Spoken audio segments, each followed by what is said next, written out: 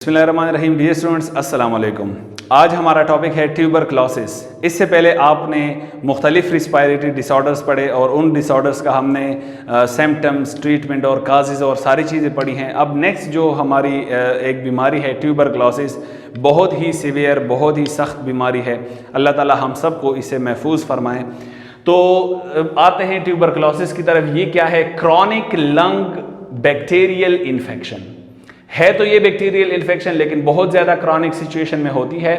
15% of TB patient जो होते हैं वो टीबी लंग्स के अलावा और जगहों पर भी डेवलप करते हैं। कहाँ पर करते हैं? TB in gastrointestinal tract, TB in bones, TB in joints and also lymph nodes. इन जगहों पर भी उनके अंदर टीबी काज हो जाती है। ये कैसे होती है कि जो हमारे पास टीबी का बैक्टीरिया आता है, माइकोबैक्टीरियम ट्यूबरक्लोसिस, ये एक बेसिलस बैक्टीरिया है जो कि रॉड शेप्ड है। ये जब हमारे लंग्स के अंदर इन्वेड कर जाती है तो वहाँ पर ये अपनी इर्द गिर्द एक कवर बना देती है और इस कवर को ट्यूबर सेल कहते हैं। ये ट्यूबर सेल मुख्तलिफ सेल्स के अंदर जाकर रप्चर हो जाता है और वहाँ पर टीबी काज कर देती है। काजटिव एजेंट क्या है? Mycobacterium tuberculosis. इसका एक ही बैक्टीरिया जो है काजटिव एजेंट में आता है, उसका नाम है माइकोबैक्टीरियम ट्यूबरक्लोसिस। ये एक रॉड शेप्ड बैक्टीरिया है, जिस रॉड शेप को आप लोगों ने चैप्टर 6 फर्स्ट ईयर में पढ़ा है कि उसको हम बेसिलस कहते हैं। तो ये एक बेसिलस बैक्टीरिया है। इसका काम ये है कि ये लंग्स के अलावा हमारे बॉडी के दूसरे पार्ट्स, जिस तरह मैंने आपको डिस्कस कर दिया कि हमारे बोन्स में, जॉइंट्स में, लिम्फ नोड्स में, गैस्ट्रोइंटेस्टाइनल ट्रैक्ट में, मुख्तलिफ जगहों पर जाकर ये वहाँ पर अटैक करती हैं। अटैक का तरीक़ाकार इसका ये है कि सबसे पहले लंग्स में दाखिल होकर लंग्स में अपने इर्द गिर्द एक होल बना देती है, एक कवर बना देती है, जिसकी वजह से हमारा इम्यून सिस्टम या हमारी बॉडी उसको डाइजेस्ट नहीं कर पाती, उसको ख़त्म नहीं कर पाती। तो ये मुख्तलिफ जगहों पर जाकर वहाँ पर क्या कर लेती है? वहाँ पर रप्चर होकर वो बीमारी काज कर लेती है। कौन सी बीमारी? ट्यूबरक्लोसिस। तो ट्यूबरक्लोसिस ना कि सिर्फ लंग्स में होती है बल्कि हमारे ऑल ओवर द बॉडी भी हो सकती है। इस वजह से ये बहुत क्रॉनिक है, जिस पर मैंने आपको कहा कि अल्लाह ताला हम सबको इससे बचाए। बहुत ही सख्त बीमारी है। अगर हम इसकी ट्रांसमिशन की बात करें तो ट्रांसमिशन जो है उसमें कफिंग की वजह से ये ट्रांसमिट हो सकती है एक इंसान से दूसरे इंसान में, स्नीजिंग की वजह से हो सकती है, और स्नीजिंग तो अब आप बेहतर तरीके से जानते हैं, क्लोज कॉन्टैक्ट्स की वजह से हो सकती है। इसी वजह से फैमिली मेंबर्स जो हैं वो बहुत ज़्यादा हाई रिस्क पर पाए जाते हैं। अगर हम इसके ट्रांसमिशन की बात करें तो जो इन्फेक्टेड पर्सन होता है उससे दूरी इख्तियार करे बंदा तो ज़्यादा बेहतर होता है, लेकिन फैमिली मेम्बर्स के लिए वो थोड़ा सा मुश्किल होता है। तो डेफिनेटली फैमिली मेम्बर्स के लिए ये एक हाई रिस्क होता है। इसके अलावा जो क्लोज कॉन्टैक्ट्स हैं, जो उसके क्लोज फ्रेंड्स होते हैं, क्लोज कॉन्टैक्ट्स में आप अच्छी तरह जानते हैं कि उसमें गले मिलना, एक दूसरे को जो है चूमना, और डिफरेंट, इससे भी ज़्यादा अगर क्लोज बंदा जाता है तो उससे भी ये क्लोज कॉन्टैक्ट्स में ये बीमारी काज हो सकती है। लेकिन याद रखें ये हर पर्सन से नहीं होती, सिर्फ इन्फेक्टेड पर्सन से होती है।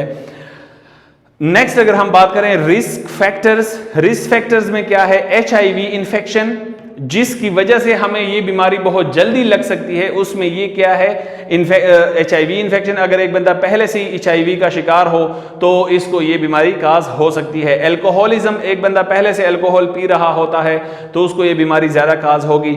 लो सोशियो इकोनॉमिक स्टेटस, हमारा सोशियो इकोनॉमिक स्टेटस बहुत कम होता है। क्या मतलब है इसका? मीन्स कि अगर हम सोशली जो है अच्छे अखलाक और अच्छे किरदार के मालिक नहीं हैं तो तब हमें ये बीमारी ज़्यादा हो सकती है। इसके अलावा अगर हमारा इकोनॉमिक लेवल भी बहुत ज़्यादा डाउन है, बहुत ज़्यादा डाउन है, इसके आगे सिम्टम्स में आएगा, हम वहाँ पर पढ़ेंगे।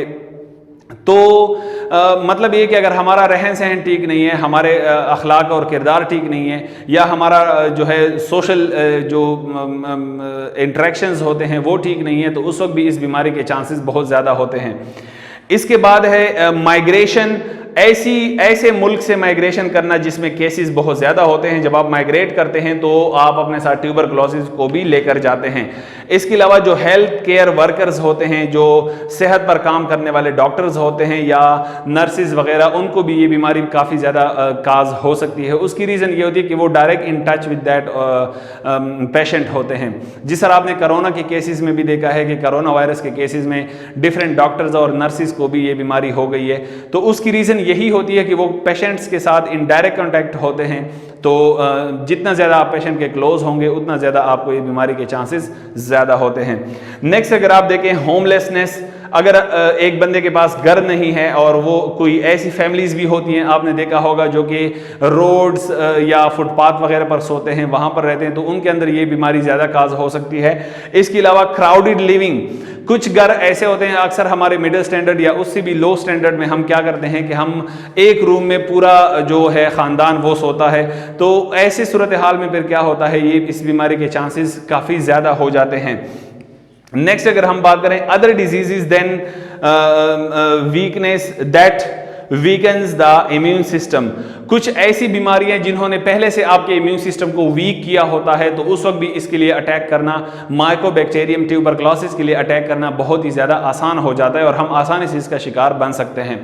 नेक्स्ट अगर हम सिम्टम्स की बात करें तो फीवर एट इवनिंग, अक्सर शाम के औकात में बुखार आता है, नाइट स्वेट्स, रात को पसीने आते हैं, ब्लडी स्पूटम, जब हम बलगम खारिज करते हैं तो उसमें ब्लड होता है, वेट लॉस, उस बंदे का बहुत ज़्यादा वेट कम हो जाता है, लॉस ऑफ एनर्जी, उसमें एनर्जी ख़त्म हो जाती है, लॉस ऑफ एपेटाइट, भूख नहीं लगती, प्रोडक्टिव कफ, जो कांसी होती है, कांसी के साथ बलगम ज़रूर आता है, वीकनेस, कमज़ोरी आती है, पेन इन चेस्ट, चेस्ट के अंदर पेन होती है ड्यू टू प्ल्यूरिसी, प्ल्यूरिसी का मतलब है इन्फ्लेमेशन इन प्ल्यूरा, जो प्ल्यूरा आप जानते हैं कि लंग्स के इर्द पाया जाने वाला जो लेयर है, उस लेयर के अंदर अगर इन्फ्लेमेशन हो तो उसको प्ल्यूरिसी कहते हैं, उस प्ल्यूरिसी की वजह से भी हमें चेस्ट इन्फेक्शन बहुत ज़्यादा होता है।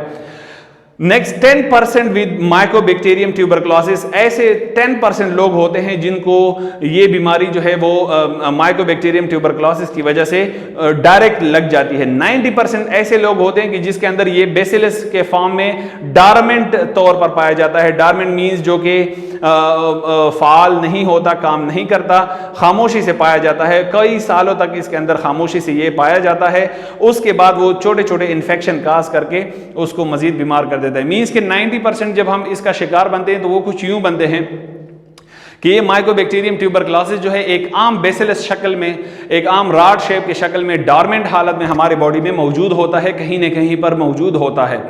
तो आहिस्ता आहिस्ता वो छोटे छोटे इन्फेक्शंस काज करता है, जिसकी वजह से हमें छोटी छोटी इन्फेक्शन, छोटी छोटी बीमारियां होती हैं। उन बीमारियों को फॉलो करते करते करते वो हमारे इम्यून सिस्टम को आहिस्ता आहिस्ता कमज़ोर करते करते करते करते बहुत ज़्यादा जब कमज़ोर कर देते हैं तो हमें टीबी का शिकार बना देते हैं। तो उस वक्त ये एक्टिव हो जाता है और ये कई सालों तक ये सिलसिला चलता रहता है। तो बहुत 10% ऐसे केसेस हैं जो कि फ़ौरन आपको माइकोबैक्टीरियम ट्यूबरक्लोसिस आपने इनहेल कर दिया और फ़ौरन ही आपको वो जो है लग गया वो बीमारी। तो ये 10% है, 90% इसका जो केस है वो बहुत ज़्यादा सख्त है। इसके लिए डायग्राम आप पेज नंबर 20 पर देख सकते हैं। अगर हम इसके ट्रीटमेंट की बात करें तो ट्रीटमेंट में क्या होता है, हम डॉट्स को फॉलो करते हैं। डॉट्स का क्या मतलब है, daily observed treatment short course. ये 9 महीनों का कोर्स होता है, 9 months with periods of 3 trimesters. ये 9 महीनों का कोर्स होता है जो कि 3 ट्राइमेस्टर पर मुश्तमिल होता है। 3 ट्राइमेस्टर का मतलब ये है कि 3 महीनों का कोर्स होता है। मीन्स के 9 महीनों का टोटल कोर्स है जो कि 3 महीनों बाद आपको रिपीट करना पड़ता है। तो इनको मतलब ये कि एक ट्राइमेस्टर के बाद आपको रिपीट करना पड़ता है, या आप यूं कह सकते हैं कि 3 महीनों बाद आपको रिपीट करना पड़ता है। तो इसके बाद आप जो है वो उससे रिकवर हो जाते हैं। और इसके लिए जो कॉमन एंटीबायोटिक्स है या मेडिसिन है जो हम यूज़ करते हैं, that are isoniazid and rifampin. Isoniazid and rifampin जो है ये 2 किस्म की मेडिसिन हैं जो हम रेगुलरली इसके लिए इस्तेमाल करते हैं। प्रिकॉशनरी मेजर्स, कुछ ऐसे हमारे पास स्टेप्स होते हैं जिनको फॉलो करके हम इस माइकोबैक्टीरियम ट्यूबरक्लोसिस से बच सकते हैं। इसमें सबसे पहले वैक्सीनेटिंग इन्फेंट्स, शेरख्वार बच्चों यानी छोटे बच्चों को हम वैक्सीनेट करें, उसको जो है वैक्सीन लगाएं। कौन सी वैक्सीन, BCG वैक्सीन। ये कौन सी वैक्सीन होती है, बैसिलस कॉमेट गेवरेन। बैसिलस कॉमेट गेवरेन ये एक जो है वैक्सीन होती है जो बच्चों को बहुत ज़्यादा छोटी उम्र में लगाई जाती है ताकि वो इस बीमारी से बच सकें। जो 90% मैंने आपको बताया कि बेसिलस हमारी बॉडी में डॉर्मेंट हालत में होता है, उससे बच सकें। इस वजह से छोटे बच्चों को हिफाजती टीके ज़रूर लगवाने चाहिए। इसमें ये नहीं देखना चाहिए कि ये पोलियो है या ये है। अक्सर हमारे लोगों का इसके बारे में डिफरेंट जो है राय होती है। अक्सर लोग ये कहते हैं कि यह हुकूमत की कोई चाल है, पॉलिसी है, या ये है या जो भी है। मैं तो ये कहता हूँ कि जो बीमारी है, इन बीमारियों से बचाने के लिए हिफाजती टीके बहुत ही ज़्यादा ज़रूरी हैं। बाद में पछताने से अच्छा है कि बंदा पहले ही हिफाजती टीके लगवाए। तो इसके बाद आइसोलेशन ऑफ इन्फेक्टेड पर्सन को अलग करके भी हम इस बीमारी से बच सकते हैं। Improvement of hygienic condition in houses, घरों में अपने हाइजीनिक कंडीशंस को बेहतरीन करने के लिए भी हम इससे बच सकते हैं। यूज ऑफ बॉइल्ड मिल्क, उबला हुआ मिल्क हम यूज करें। वेंटिलेशन ऑफ लिविंग रूम्स का वेंटिलेशन बहुत अच्छी तरह हो, उसमें प्रॉपर तरीके से जो है हवा का आना जाना हो। Covering of mouth while coughing, जब हम खांसते हैं तो हमें अपनी माउथ को कवर करना चाहिए। यहां पर मैं एक जिक्र करना चाहूंगा, आपको अच्छी तरह पता है कि सुन्नत के मुताबिक हमें अगर खांसी आए तो हमें अपनी मुट्ठी इस तरीके से बंद करके उसमें खांसना चाहिए ऐसे। ये सुन्नत तरीका है। इससे क्या होता है कि यहाँ पर हमारे हाथ में जो उस जरासीम को मारने के लिए एंटीबायोटिक्स, कुदरती तौर पर यहाँ पे एंटीबायोटिक्स मौजूद होते हैं जो उन जरासीम्स को ख़त्म कर देते हैं। लेकिन अगर हम ऐसे ओपनली खांसेंगे तो डेफिनेटली उससे जो ड्रॉपलेट्स की शक्ल में जो जरासीम होंगे वो पेल कर दूसरे लोगों को लग सकते हैं।